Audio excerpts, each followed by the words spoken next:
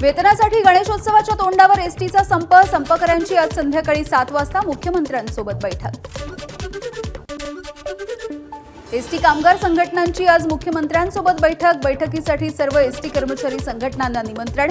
आमदार पडळकर, सदावर्ते यांच्या संघटनेसोबत सरकार चर्चा करणार. राज्यभरातील एसटीच्या 251 पैकी 96 आगार पूर्णतः बंद. 82 आगारांमध्ये अंशतः वाहतूक सुरू तर 73 आगारांमध्ये पूर्णतः वाहतूक सुरळीत. संपाच्या पार्श्वभूमीवर एसटी महामंडळ ॲक्शन मोडवर. दीर्घ करार पद्धतीनं चालक आणि कर्मचारी नेमण्यासाठी एसटी प्रशासनाकडून चाचपणी. एसटी महामंडळाला जुलै महिन्यामधल्या सवलत मूल्याच्या प्रतिपूर्तीपोटी 300 कोटी रुपयांचा निधी. राज्य सरकारची एसटीला मदत. गणेशोत्सवाच्या पार्श्वभूमीवर प्रवाशांना त्रास होऊ नये यासाठी एसटी कर्मचाऱ्यांचा प्रश्न तातडीनं सोडवावा. शरद पवारांचं सरकारला आवाहन. देवेंद्र फडणवीसांनी मागील सरकारपासून एसटी कर्मचाऱ्यांचे हाल केले. सर्वांची सेवा करणाऱ्या एसटी कर्मचाऱ्यांचा पगार का वाढू नये, मनोज जरांगेंचा सरकारला सवाल. सरकारविरुद्ध संप. आंदोलनं उभं करण्यामध्ये विरोधकांचा हात. बावनकुळेंचा आरोप. सरकार 1-2 दिवसामध्ये संपावरती तोडगा काढेल. बावनकुळेंनी व्यक्त केला विश्वास. मराठवाड्यामध्ये झालेल्या अतिवृष्टीमुळे 11,67,000 हेक्टर क्षेत्रावरच्या पिकांचं नुकसान. पंचनाम्यांना कृषी विभागाकडून सुरुवात. लातूरमध्ये नुकसानग्रस्त शेतीची मुख्यमंत्री आणि उपमुख्यमंत्र्यांकडून पाहणी. नुकसानग्रस्त भागाचा लवकर अहवाल बनवला जाणार. मुख्यमंत्री एकनाथ शिंदेंची माहिती.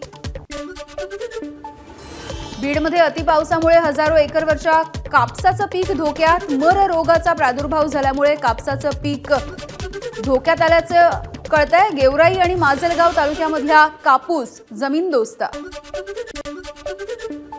कृषी मंत्री धनंजय मुंडेंकडून परभणीमध्ये अतिवृष्टीमुळे झालेल्या नुकसानीची पाहणी. एनडीआरएफ आणि एसडीआरएफच्या निकषानुसार शेतकऱ्यांना भरघोस मदत देण्याबद्दल मंत्रिमंडळ बैठकीमध्ये निर्णय घेतला जाणार. कृषी मंत्र्यांचं आश्वासन.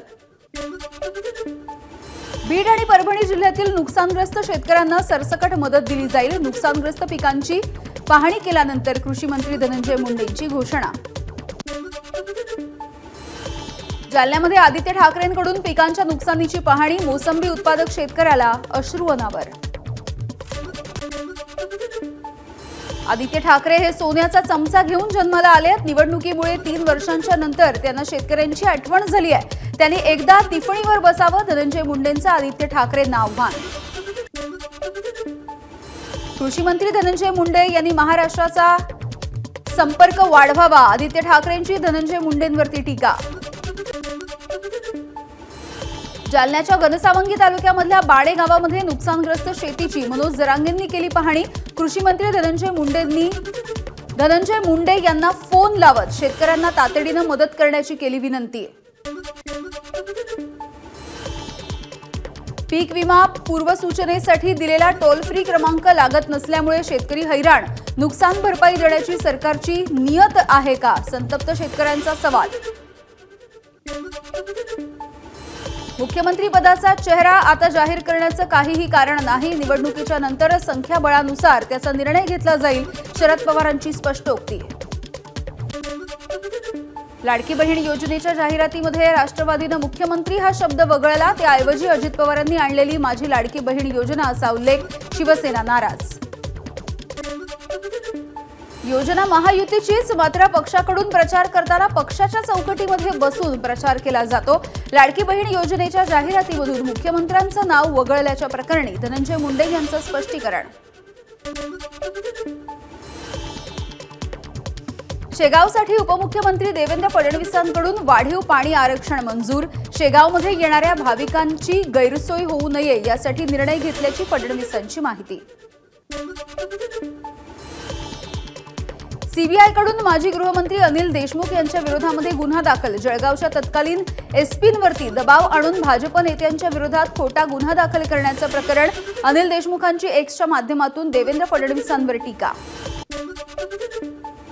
भाजप महिला मोर्चाच्या अध्यक्षा चित्रा वाघ यांचं अनिल देशमुखांना प्रत्युत्तर, पाप करायची आणि आमचं नाव घ्यायचं हा पायंडा पडलाय, निवडणुकीमध्ये 2 हात होऊनच जाऊ द्या, चित्रा वाघ यांचं अनिल देशमुखांना खुलं आव्हान. पुढील 5 दिवसांमध्ये रामगिरी महाराजांवरती कारवाई करा, अन्यथा सर्वात मोठी रॅली घेऊन मुंबईला येणार, माजी खासदार इम्तियाज जलील यांचा सरकारला इशारा. अहमदनगरमधील भंडारदरा धरणाचं नाव बदललं, आद्य क्रांतिकारक वीर राघोजी भांगरे जलाशय या नामकरणाला मंजुरी, महायुती सरकारचा निर्णय, जलसंपदा विभागाची माहिती.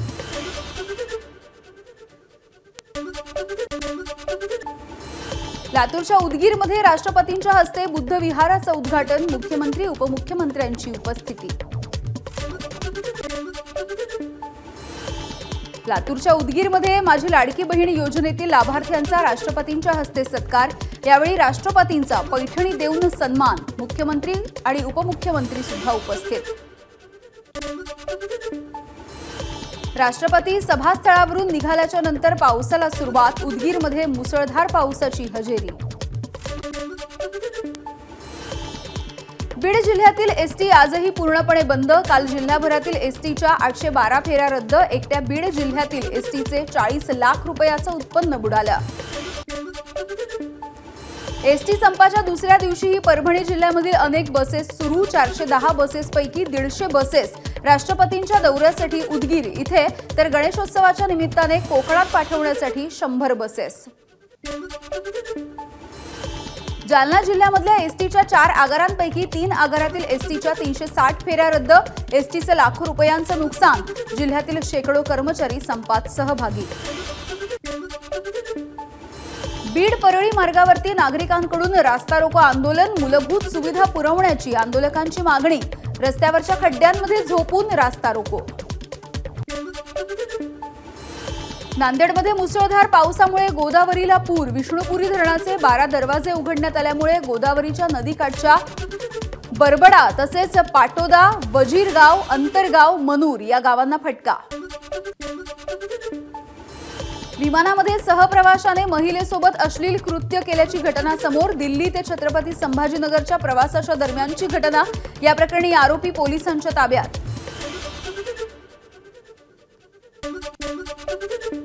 काँग्रेसचे दिवंगत नेते पतंगराव कदम यांच्या पूर्णाकृती पुतळ्याचं उद्या राहुल गांधींच्या हस्ते लोकार्पण, शरद पवार यांच्यासह अनेक नेते लोकार्पणाच्या सोहळ्याला हजर राहणार.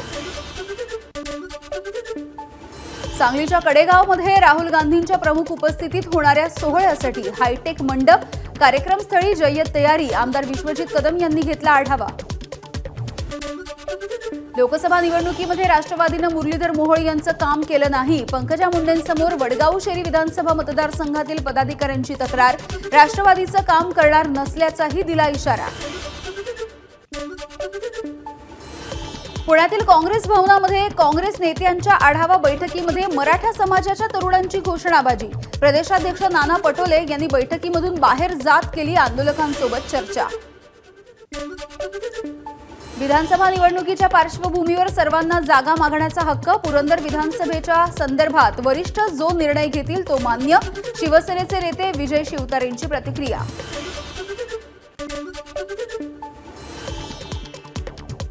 शरद पवार आपसे बैर नहीं लेकिन समरजीत तेरी खैर नहीं, हसन मुश्रीफांचा समरजीत घाटगेंना इशारा, त्यामुळे कागलमध्ये आता समरजीत घाटगे विरुद्ध हसन मुश्रीफ हा सामना जवळपास निश्चित.